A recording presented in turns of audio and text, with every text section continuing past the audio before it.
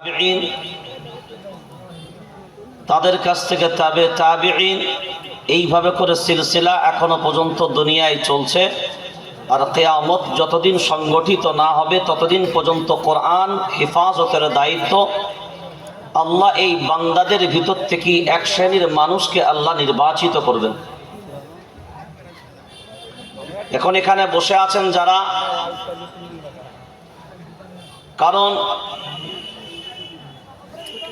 সবাই আমরা কোরআনকে ভক্তি করি, ভালোবাসি, কোরআনুল কারীমের প্রতি আমাদের শ্রদ্ধা সম্মান আছে, যার কারণে আমরা এখানে বসেছি। আমার হাতে একটা কিতাব, যেটা আপনারা সবাই দেখতে পাচ্ছেন আশা করছি। এই কিতাবটাকে কি চেনেন? জোরে বলেন। আপনাদের জিজ্ঞাসা করছি, আপনাদের এই কিতাবটাকে কি চেনেন? ওরা বলছে এত দূর আর চোখের যা জ্যোতি, দেখেও তো পাচ্ছি না, পুরো সম্পূর্ণ বেগতি। বলছে কিতাবটাকে কি চিনতে পাচ্ছেন? জোরে বলেন। এসব হিয়ারিং এর ডেট আছে মনে হচ্ছে কালকে নাকি, ওই জন্য মনের এমন অবস্থা। চিনতে পাচ্ছেন? চিনতে পারেন নাই? এই যে ছেলেগুলোকে পাগড়ি দিলেন, এই গোটা কিতাবটা চিফ মেমোরির মতন এদের সিনার ভিতরে ডাউনলোড করা আছে। সুবহানাল্লাহ বলেন। এবার বলেন এই কিতাবটার নাম কি? জোরে বলেন। এটা কার কিতাব? আল্লাহর কিতাব। ঠিক করে বলেন। ভারতবর্ষে থাকতে চান তো নাকি? তাহলে এবার ঠিক করে বলেন এই কিতাব কার? অরিজিনালি বলছেন? জোরে বলেন। আচ্ছা, এই কিতাব যদি আল্লাহর হয়, এই কিতাব পাঠিয়েছেন কে? আল্লাহ। জোরে বলেন। কিন্তু মিস্টার ওয়াসিম সরকার বাবু তো বলেছে এই কিতাব আল্লাহর নয়। সে তো দাবি করে বসেছে কিতাব আল্লাহর নয়। শুনেছেন না শোনেন নাই? শুনেছেন? সবাই শুনেছেন? সবাই শোনেন নাই? এরা কি বাংলা বোঝে না নাকি? মানে না বুঝার ভান। বুঝি সবাই শুনেছেন? মাশাআল্লাহ। এই হাতগুলোকে একটু উপরে তুলান তো দেখি, সবকটা বেঁচে আছে না নাই একবার দেখে নি। হ্যাঁ, মুঠোটা বন্ধ করেন, সব মুঠোগুলো বন্ধ করেন। লিল্লাহি তাকবীর। আরে ইয়ার বাঘের বাচ্চার মতন বলেন লিল্লাহি তাকবীর। সিংহের সন্তানের মতন বলেন লিল্লাহি তাকবীর, লিল্লাহি তাকবীর, লিল্লাহি তাকবীর। কোরআন সুন্নাহ যেখানে, এ বাঘের বাচ্চার মতন আওয়াজ দেন।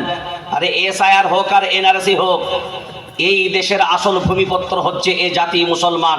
টেনশন লেনে কো নিয়ে টেনশন দেনে কো হয়। সিংহের সন্তানের মতন বলে হাত তোলেন।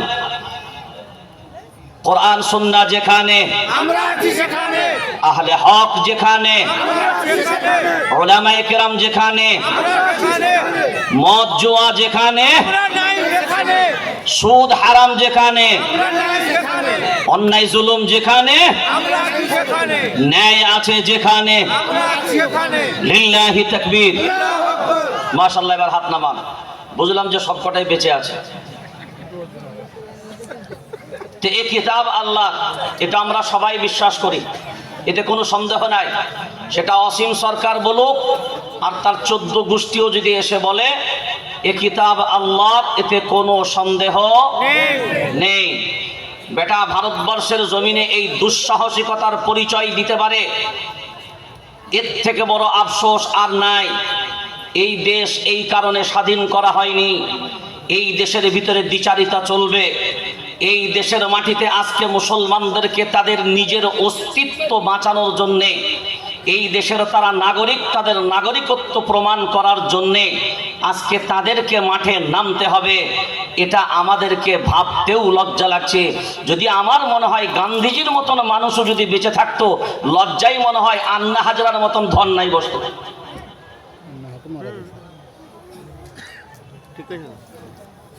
কারণ একটা কথা স্পষ্ট,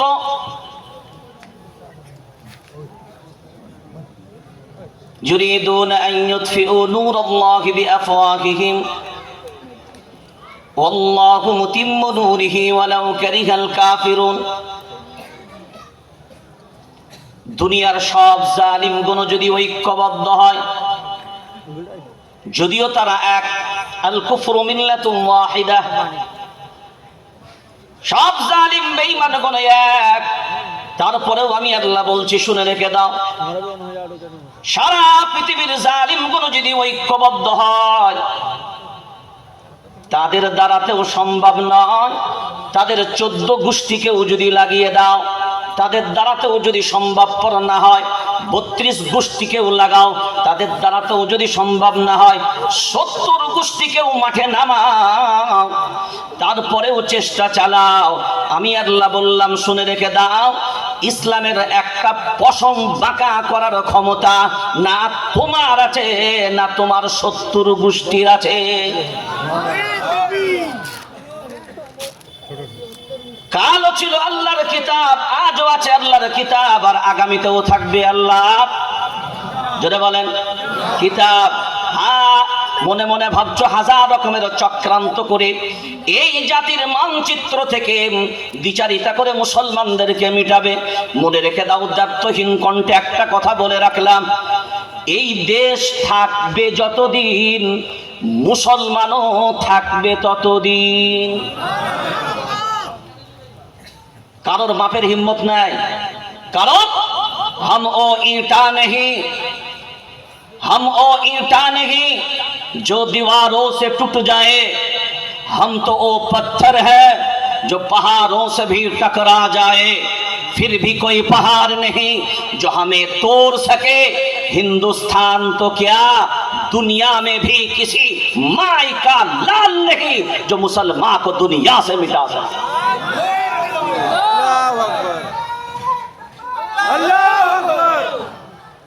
এটা কোনো ঠুনকো না।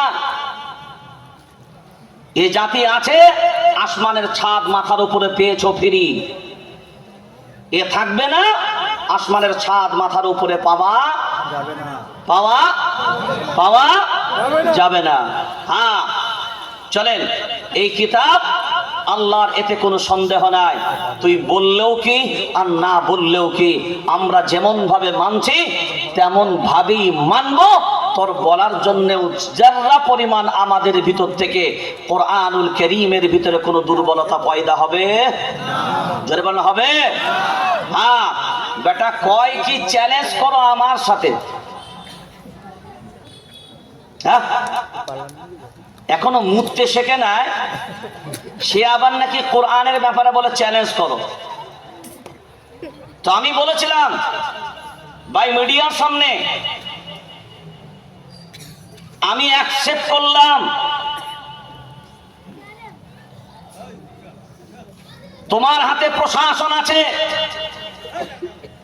কেন্দ্রের ক্ষমতা আছে, প্রশাসনকে নিয়ে তুমি তোমার নির্দিষ্ট জায়গা ঠিক করো, আমরা বসার জন্য তৈরি আছে।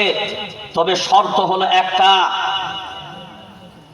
যে আয়াতকে সামনে রেখে তুমি কোরআনুল কারীমের অবমাননা করেছো, ফাইদা সালাখাল আশহুরুল হুরুম ফাকতুলুল মুশরিকিন হাইথু ওয়াজাদতুমুহুম ওয়াখুযুহুম ওয়াহসুরুহুম ওয়াকউদু লাহুম কুল্লা মারসাদ, যেটা সূরা তাওবার ৫০ নম্বর আয়াত। আমি বললাম বেটা, প্রথমে এই আয়াতের ইবারতটা আমাদের সামনে পড়তে হবে এবং তাহকিক সহ বেটা পড়া লাগবে।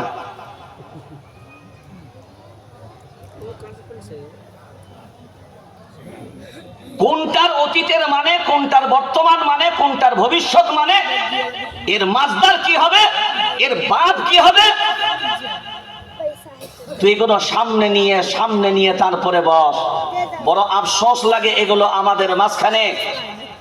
এটা আমরা পরিচয় দিয়েছি আলহামদুলিল্লাহ, যে এত কিছুর পরে ৯০০-র মতন এফআইআর হয়েছে। কত যেটা বলে ৯০০-র মতন এফআইআর হওয়ার পরেও আজও পর্যন্ত দাস না বিন্দাস, জোরে বলেন দাস না বিন্দাস। এর দ্বারাই বুঝাচ্ছে কি, এর দ্বারাই বুঝালো কি, এর দ্বারাই একটাই বোঝালো যে মুসলমান যত পারবি দল কর, মুসলমান যত পারবি জামাত কর, মুসলমান যত পারবি টুকরো টুকরো হ, মুসলমান যত পারবি খণ্ড বিখণ্ড হ। আজ তো তোরা দল করে জামাত করে খণ্ড বিখণ্ড হয়ে নিজের অস্তিত্বের জায়গায় না দাঁড়াতে পারার কারণে আজকে এই জাতি নিজেই শেষ হয়েছে।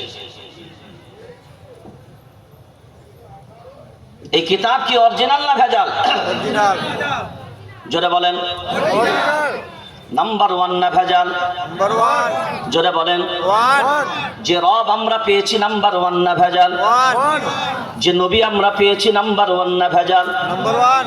যে কিতাব আমরা পেয়েছি নাম্বার ওয়ান না ভেজাল? Number one. যে ধর্ম আমরা পেয়েছি নাম্বার ওয়ান না ভেজাল? Number one. যে জাতি আমরা হয়েছি নাম্বার ওয়ান না ভেজাল? Number one. যে উম্মত আমরা হয়েছি নাম্বার ওয়ান না ভেজাল? Number one. এখানে বসে আছেন যারা, এবার ভেবে চিনতে জবাব দেবেন তারা। সব পেলাম নাম্বার ওয়ান, এখন বসে আছি যারা, তারা ভাবনা চিন্তা করে এবার বলেন আমরা নাম্বার ওয়ান না ভেজাল? ভেজাল। ভেজাল ভেজাল ভেজাল। Number one. আমরা মাইন। আমরা আমরা ভেজাল। নাম্বার ওয়ান না, আমরাই হলাম ভেজাল। মুরতাদ আমাদের ভিতরে, মুনাফিক আমাদের ভিতরে, মুলহিদ আমাদের ভিতরে, জিন্দিক আমাদের ভিতরে, ফাসিক আমাদের ভিতরে, বাইরে না আমাদের ভিতরে? যদি বলেন বাইরে না আমাদের ভিতরে? সব পেলাম নাম্বার ওয়ান, কিন্তু যারা নেবে নাম্বার ওয়ান গুলো তারাই হলো, জোরে বলেন, ভেজাল। ওই জন্য ভারতবর্ষের জমিনের আল্লাহর গোলাম 40 কোটির উপরে জনসংখ্যা মুসলমান থাকার পরেও আজ এ জাতির অস্তিত্ব নাই নাই। অস্তিত্ব নাই। কারণটা কোথায়?